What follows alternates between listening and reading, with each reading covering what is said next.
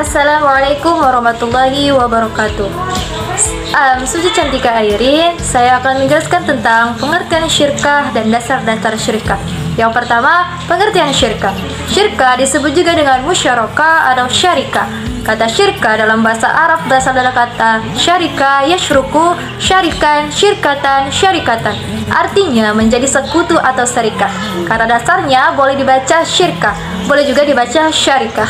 Akan tetapi, menurut Al-Jaziri lebih fasih dibaca syirkah. Syirkah atau perkongsian yang menurut bahasa ikhtilat berarti campur atau pencampuran. Menurut ulama Hanafiyah, syirkah adalah perjanjian antara dua orang yang melakukan kerjasama pada harta pokok dan keuntungan.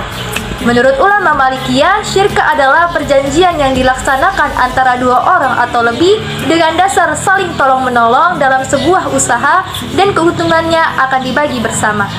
Menurut ulama Syafi'iyah, syirkah adalah kesepakatan hak atau saham yang dimiliki oleh dua orang atau lebih dengan cara yang sudah berlaku.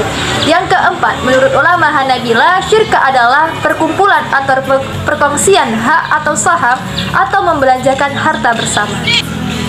Baik, yang kedua adalah dasar-dasar syirkah, yaitu dari Al-Quran dan hadis. Yang pertama dari Al-Quran, yaitu firman Allah dalam Quran surah As-Sad ayat 24 yang berbunyi, A'udzu billahi minasyaitonir rajim. Bismillahirrahmanirrahim. Qala laqad zalamaka bisu'ali ni'jatika ila ni'ajih wa inna katsiran minal khulata'i la yabghi ba'duhum 'ala ba'din illa alladhina amanu wa 'amilus salihati wa qalilum ma hum wa dhanna Dawudu annama fatannahu fastaghfara rabbahu fakharra raki'an wa anab. Yang artinya, dia Daud berkata, sungguh dia benar-benar telah berbuat zalim kepadamu dengan meminta kambingmu itu untuk digabungkan kepada kambing-kambingnya. Sesungguhnya banyak di antara orang-orang yang berserikat itu benar-benar saling merugikan satu sama lain, kecuali orang-orang yang beriman dan beramal soleh, dan sedikit sekali mereka itu. Daud meyakini bahwa kami hanya mengujinya. Maka dia memohon ampunan kepada Tuhannya dan dia tersungkur jatuh serta bertaubat. Quran surah As-Sad ayat 24.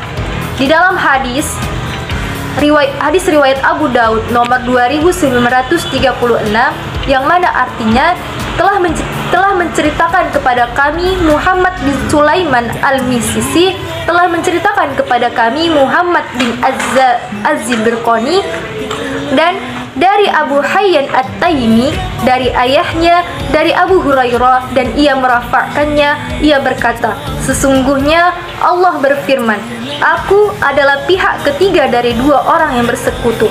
Selama tidak ada salah seorang di antara mereka yang berkhianat kepada sahabatnya, apabila ia telah mengkhianatinya, maka aku keluar dari keduanya. Hadis riwayat Abu Daud nomor 2936. Baiklah, saya di sini akan melanjutkan materi kami, yaitu rukun-rukun dan syarat-syarat syirkah. Yang pertama, rukun-rukun syirkah. Rukun-rukun syirkah itu ada 3. Yang pertama, ucapan penawaran dan penerimaan atau ijab dan qabul. Yang kedua, pihak yang berkontrak. Dan yang ketiga, objek kesepakatan berupa modal dan kerja. Selanjutnya adalah syarat-syarat syirkah. Syarat-syarat syirkah ada 3. Yang pertama ucapan, yang kedua pihak yang berkontrak, dan yang ketiga objek kontrak, yaitu dana dan kerja. Saya akan menjelaskan satu persatu. Yang pertama ucapan. Tidak ada bentuk khusus dari kontrak syirkah. Ia dapat berbentuk pengucapan yang menunjukkan tujuan. Berakad dianggap sah jika diucapkan secara verbal atau ditulis. Kontrak syirkah dicatat dan disaksikan. Yang kedua, pihak yang berkontrak. Disyaratkan bahwa mitra harus kompeten dalam memberikan atau diberikan kekuasaan perwakilan. Yang ketiga, objek kontrak, yaitu dana dan kerja. Dana yang diberikan harus uang tunai, emas, perak, atau yang bernilai sama. Para ulama menyepakati hal ini. Beberapa ulama memberikan kemungkinan bila modal berwujud aset perdagangan seperti barang-barang, properti, perlengkapan, dan sebagainya. Bahkan dalam bentuk hak yang tidak terlihat seperti lisensi, hak paten, dan sebagainya. Bila itu ditakutkan, menurut kalangan ulama, seluruh modal tersebut harus dinilai terlebih dahulu secara tunai dan disepakati oleh mitranya. Dan materi selanjutnya adalah unsur-unsur dan jenis-jenis syirkah. Dari pernyataan Sulaiman Rashid, maka dapat diambil kesimpulan bahwa unsur-unsur syirkah ialah adanya suatu bidang usaha, adanya suatu akad, adanya kerjasama dalam menjalankan usaha, dan memenuhi persyaratan tertentu yang ditetapkan oleh hukum syara. Dan selanjutnya saya akan menjelaskan jenis-jenis syirkah. Syirkah terbagi dua, yaitu syirkah al-amlak dan syirkah akad. Yang pertama, syirkah al-amlak, yaitu dua orang atau lebih yang memiliki harta bersama tanpa melalui atau didahului oleh akad syirkah. Syirkah dalam kategori ini ada dua bagian, yaitu syirkah ikhtiar dan syirkah jabar. Syirkah ikhtiar adalah perserikatan yang muncul akibat tindakan hukum orang yang berserikat, seperti dua orang bersepakat membeli suatu barang atau mereka menerima hibah, wasiat, atau wakaf dari orang lain. Mereka menerima pemberian hibah atau wakaf atau wasiat tersebut dan menjadi milik mereka secara berserikat. Kemudian syirkah jabar. Syirkah jabar adalah sesuatu yang ditetapkan menjadi milik dua orang atau lebih tanpa kehendak. Artinya, perserikatan itu terjadi secara paksa, bukan atas keinginan orang yang berserikat. Contoh, menerima warisan dari orang yang meninggal. Yang kedua ialah syirkah akad. Syirkah akad atau syirkah al-uqud adalah akad yang disepakati dua orang atau lebih untuk mengikatkan diri dalam perserikatan modal dan keuntungan. Akad tersebut tercipta karena kesepakatan dua orang atau lebih yang setuju bahwa tiap orang dari mereka memberikan modal syirkah.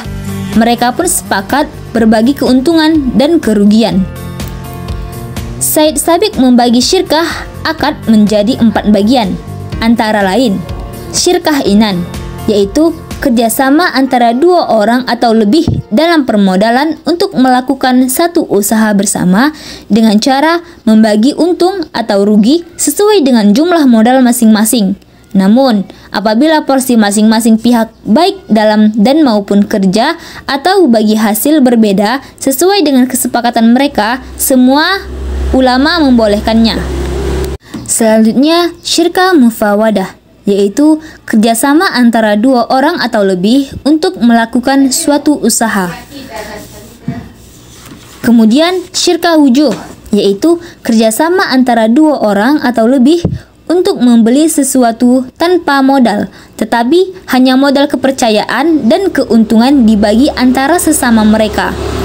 Dan yang terakhir, syirkah abadan, yaitu kerjasama antara dua orang atau lebih untuk melakukan suatu usaha atau pekerjaan. Selanjutnya, hasil dari usaha tersebut dibagi antara sesama mereka berdasarkan perjanjian, seperti pemborongan bangunan, jalan, listrik, dan lain-lain. Baik, saya Febri Amalia. Di sini saya akan menjelaskan tentang praktik dalam lembaga keuangan syariah, di mana syirkah dalam konteks perbankan berarti perjanjian kesepakatan bersama antara beberapa pemilik modal untuk menyertakan modal sahamnya pada suatu proyek. Jadi, ada beberapa ketentuan yang mesti diperhatikan dalam mempraktikkan syirkah dalam perbankan syariah, yaitu 1. Pembiayaan suatu proyek investasi yang telah disetujui dilakukan bersama-sama dengan mitra usaha yang lain sesuai dengan bagian masing-masing yang telah ditetapkan. Bank syariah berhak ikut serta dalam manajemen proyek tersebut. Yang ketiga, semua pihak secara bersama-sama menentukan posisi keuntungan yang akan diperoleh. Pembagian keuntungan ini tidak sebanding dengan penyertaan modal masing-masing. Dan yang terakhir yaitu, bila proyek proyek ternyata rugi, maka semua pihak ikut menanggung kerugian sebanding dengan penyertaan modal. Jadi, mekanisme operasional akad syirkah di perbankan syariah terjadi pada tahapan penyaluran dana, yang produknya biasa disebut dengan pembiayaan syirkah, yakni penyertaan modal yang diberikan bank syariah terhadap nasabah yang telah memiliki sebagian modal. Dalam tataran praktiknya, mekanisme operasional akad syirkah diawali oleh pengajuan pembiayaan oleh nasabah yang telah memiliki sebagian modal, tetapi tidak cukup untuk menjalankan usahanya. Kemudian, bank merealisasi pengajuan nasabah tersebut dan berinvestasi sesuai dengan jumlah modal yang dibutuhkan oleh nasabah. Investasi modal yang diberikan bank syariah itu diperhitungkan secara proporsional bank dengan modal yang dimiliki nasabah. Untuk selanjutnya, nasabah menjalankan usaha dengan modal gabungan antara modal yang dimilikinya dan modal yang diberikan oleh bank syariah. Menurut PBI, dalam mempraktikkan syirkah ini ditetapkan sebagai berikut. Di antaranya 1. Bank dan nasabah masing-masing bertindak sebagai mitra usaha dengan sama-sama menyediakan dana atau barang untuk membiayai suatu kegiatan usaha tertentu. Yang kedua, nasabah bertindak sebagai pengelola usaha dan bank sebagai mitra usaha dapat ikut serta dalam pengelolaan usaha sesuai dengan tugas dan wewenang yang disepakati. Yang ketiga, bank berdasarkan kesepakatan dengan nasabah dapat menunjuk nasabah untuk mengelola usaha. Yang keempat, pembiayaan diberikan dalam bentuk tunai atau barang. Yang kelima, dalam hal pembiayaan diberikan dalam bentuk barang, maka barang yang diserahkan harus dinilai secara tunai berdasarkan kesepakatan. Lanjut, yang keenam, jangka waktu pembiayaan, pengambilan dana, dan pembagian keuntungan ditentukan berdasarkan kesepakatan antara bank dan dengan nasabah. Yang ketujuh, biaya operasional dibebankan pada modal bersama sesuai kesepakatan. Kedelapan, yaitu pembagian keuntungan dari pengelolaan dana dinyatakan dalam bentuk nisbah yang disepakati. 9. Bank nasabah menanggung kerugian secara proporsional menurut porsi modal masing-masing, kecuali jika terjadi kecurangan, lalai, atau menyalahi perjanjian dari salah satu pihak. 10. Yaitu nisbah bagi hasil yang disepakati tidak dapat diubah sepanjang jangka waktu investasi, kecuali atas dasar kesepakatan para pihak dan tidak berlaku surut. Lanjut 11, yaitu nisbah bagi hasil dapat ditetapkan secara berjenjang, besarnya berbeda-beda berdasarkan kesepakatan pada awal akad. Yang ke-12, pembagian keuntungan dapat dilakukan dengan metode bagi untung atau rugi, atau metode bagi pendapatan. Ke-13, yaitu pembagian keuntungan berdasarkan hasil usaha sesuai dengan laporan keuangan nasabah. 14. Pengembalian pokok pembiayaan dilakukan pada akhir periode akad atau dilakukan secara angsuran berdasarkan aliran kas masuk atau cash inflow usaha. Yang terakhir, yaitu bank meminta jaminan atau agunan untuk mengantisipasi resiko apabila nasabah tidak dapat memenuhi kewajiban sebagaimana dimuat dalam akad karena kelalaian atau